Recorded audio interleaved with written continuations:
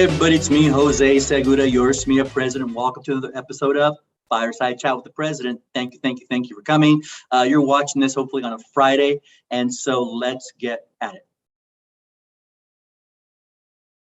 Let's talk about PD for me real quick. Got a couple things coming up. So first, next week on March 29th, PD for Me Movie Club is going to be viewing the film Lost City starring Channing Tatum and Sandra Bullock. It's going to be at 4:10 p.m. at the movie theater at the Santa Maria Town Center Mall, the big Edwards Theater there. So if you're interested in joining the PD for Me Movie Club at next week's viewing of Lost City, then go back to the email that this video was attached to, click on the link and get yourself all signed up so that they know you are coming.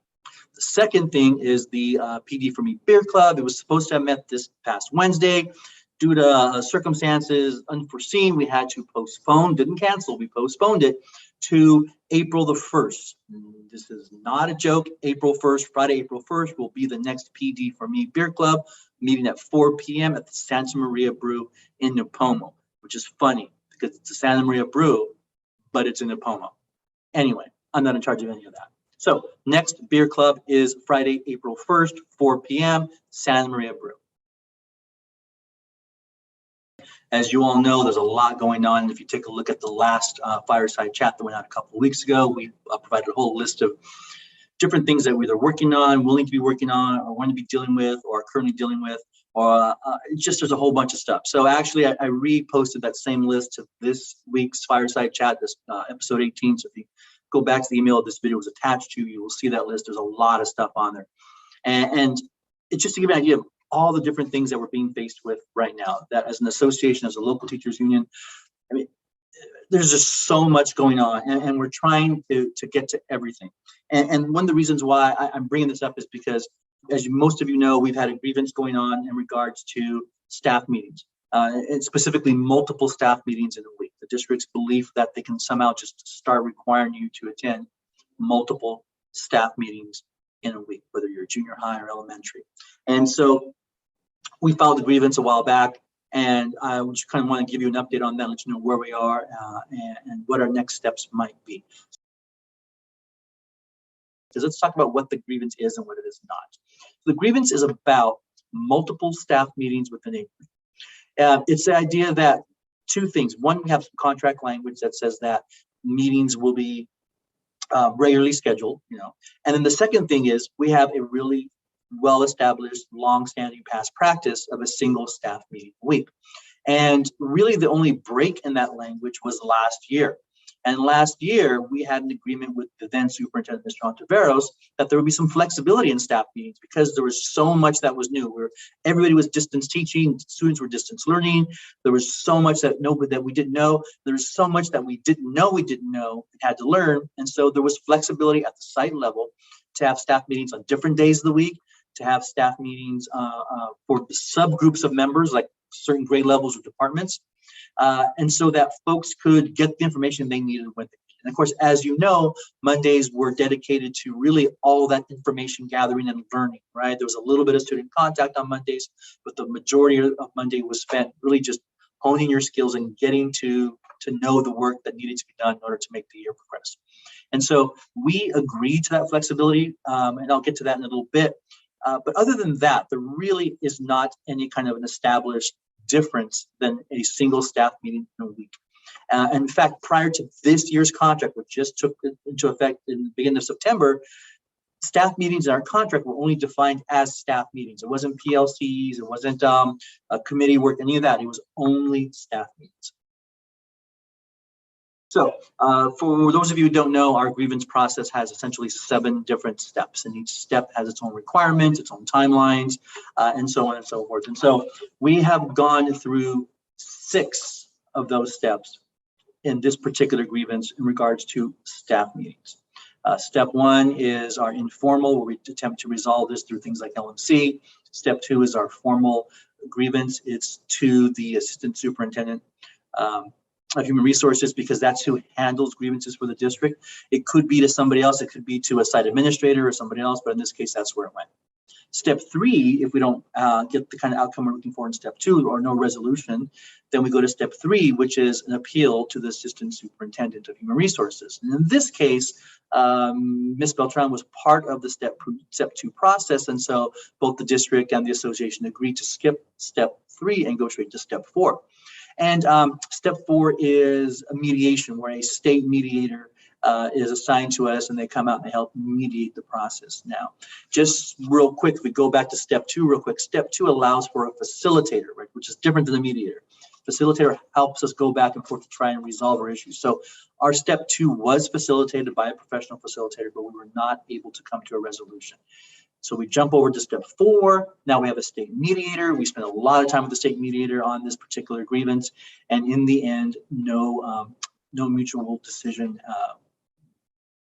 There was no mutual decision on outcome for this particular grievance. And so the next step for the association, when there is no resolution that we're happy with, is we can appeal to the superintendent, or in this case, the interim superintendent. That's step 5. And so we present all of the evidence and information that we have so far to the superintendent. That includes any outcomes from either the facilitated grievance in step 2 or the mediated grievance in step 4. So all the information goes to the superintendent.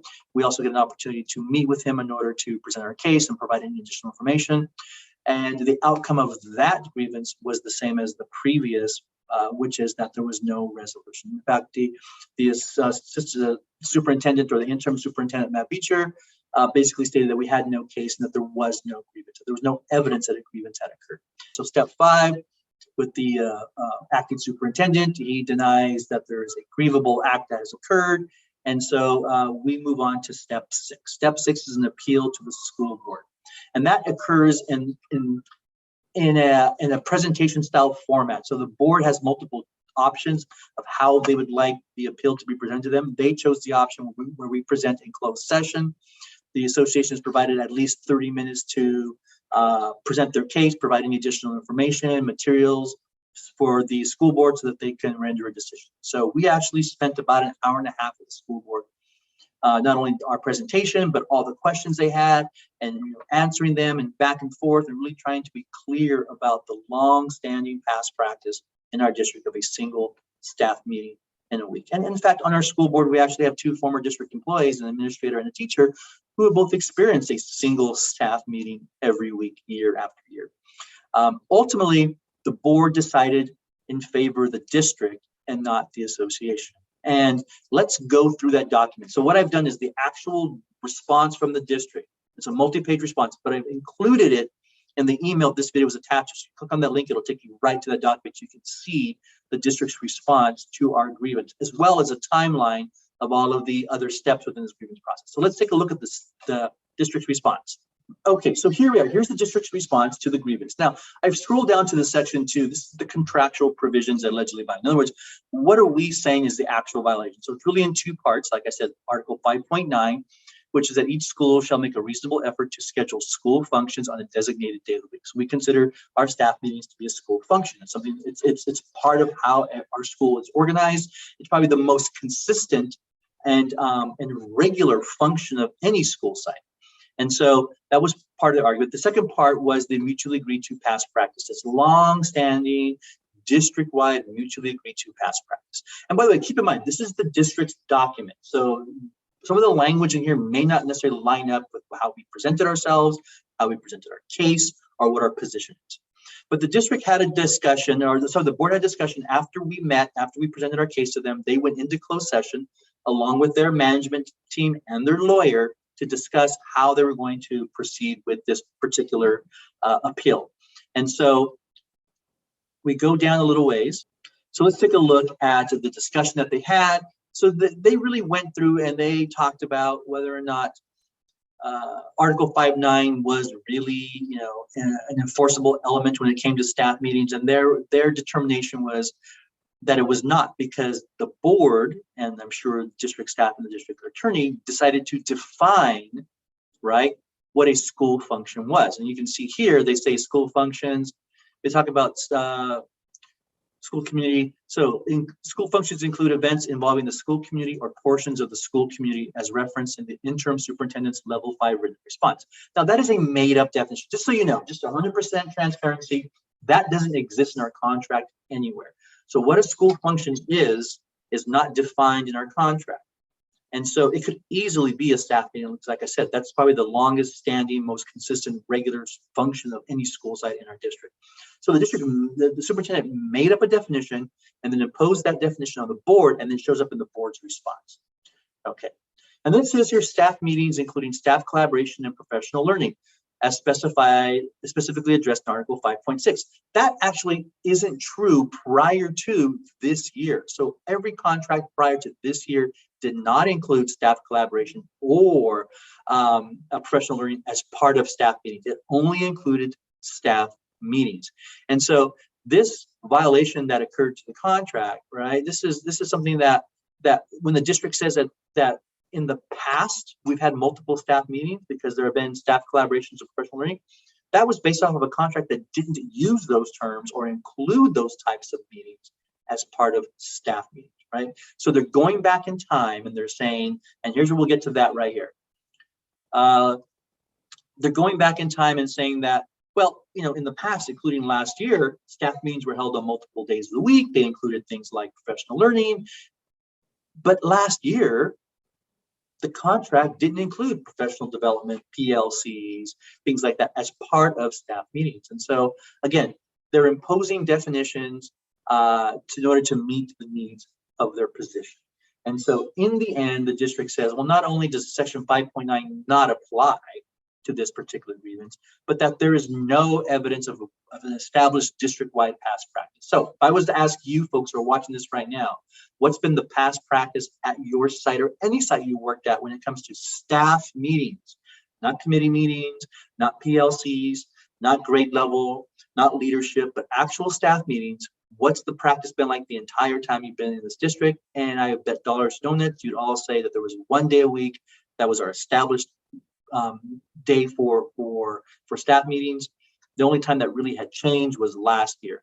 Now, what bothers me about this also, I got to tell you, is that the agreement last year to be flexible about staff meeting days in order to kind of meet the needs of what was happening, it was made clear by the association, by me personally to Mr. Ontiveros, that this was a non-precedent setting agreement. In other words, it cannot be used to establish a precedent in other years, like what the district is trying to do now.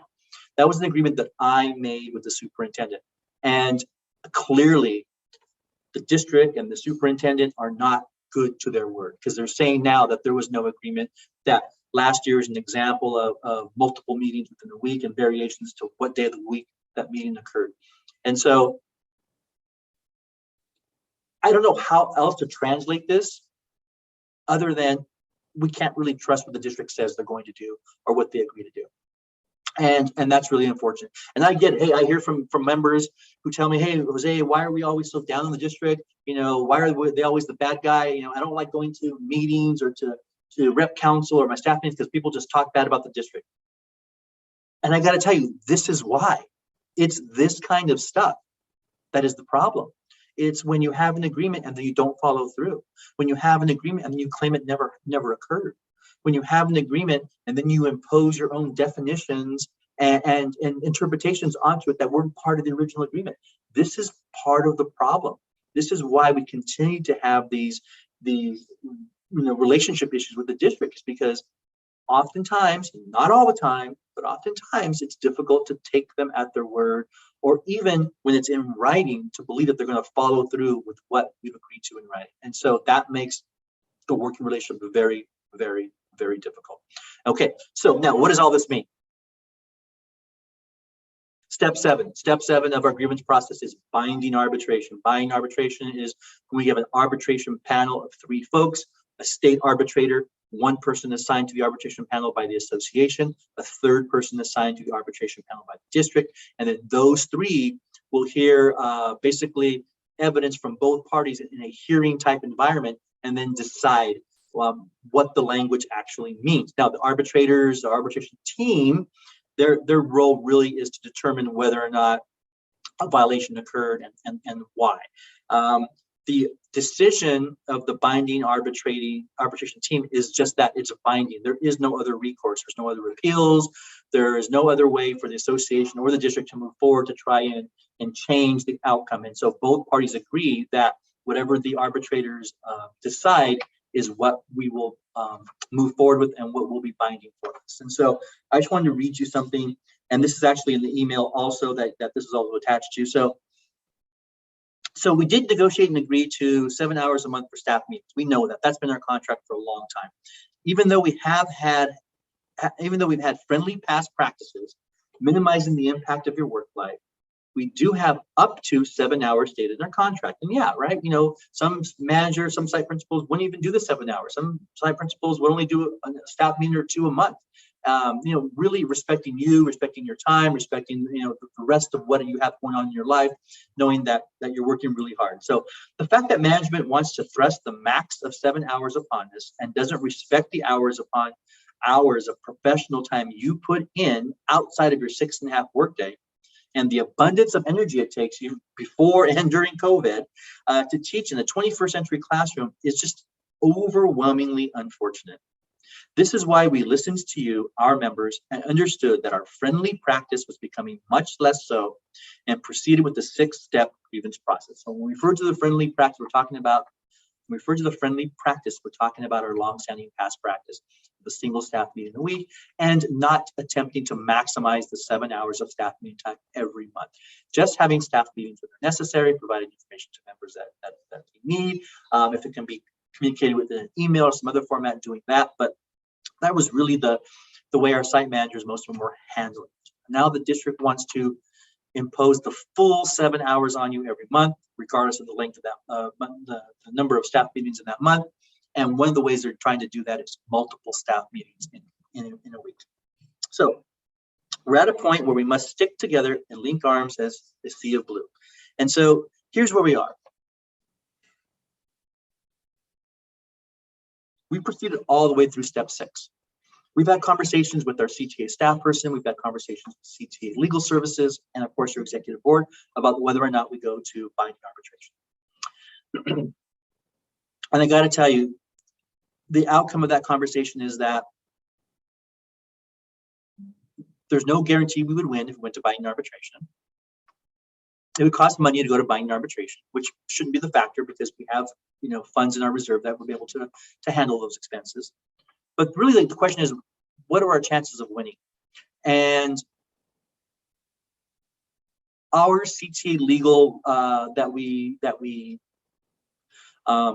conferred with has said to us that the chances of winning in binding arbitration are not very good. And, or worse, the chances of the outcome of binding arbitration could be ruled against us. The definition of the definition of staff meetings and these 7 hours could be defined beyond what we ever thought it would, which would give the district even more power and more authority to force you all to stay for the entire 7 hours every month simply because they can, not because it's necessary. And we didn't want to take a chance that the outcome of a binding arbitration would put yet another layer of requirements and give management another opportunity to force you to do things that were not of value to you, to your students, to your profession, to the work that you're doing. Would simply just require you to be somewhere just for the sake of requiring it, not that it was necessary or that there was the value to it, right? And so we decided not to move forward with the binding arbitration. And so what that means is that this grievance dies at step 6.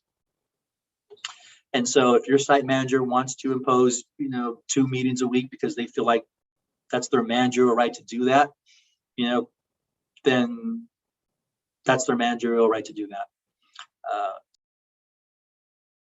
So here's what I'm asking of you all, a couple of things. 1, be timekeepers.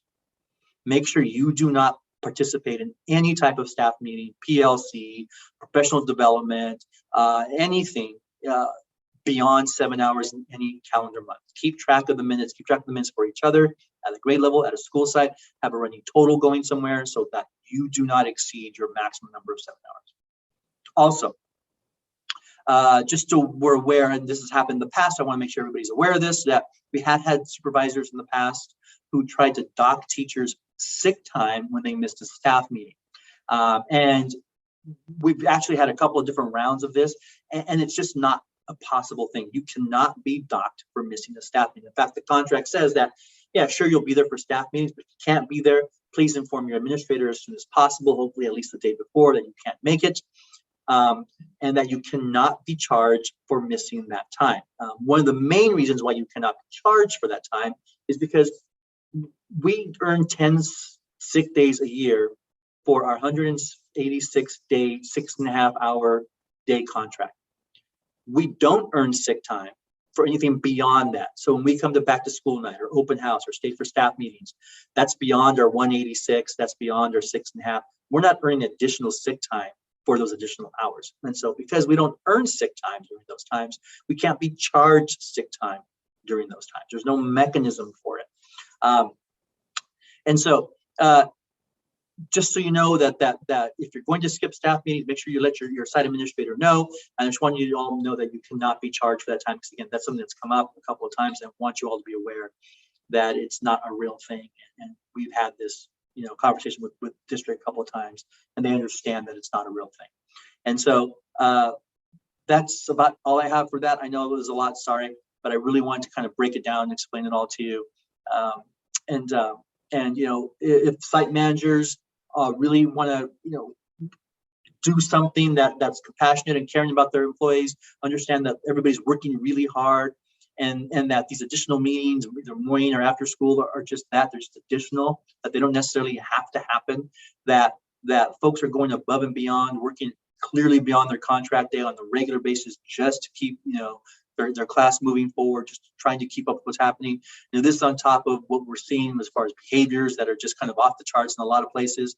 Students who are reacclimating to being in a physical space and the physical presence of others for extended periods of time. And there's a lot going on. It's going to probably be going on for the next year or so. And so for those managers out there who are willing to cut their staff some slack and to be a little more judicious in the use of their staff meeting time, that's awesome.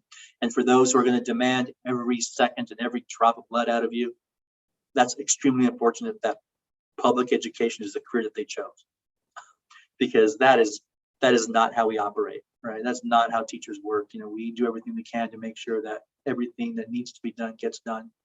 And to have a manager who just wants to squeeze that last minute out of you, have an employer who just wants to squeeze that last minute out of you because they can, it's just not right.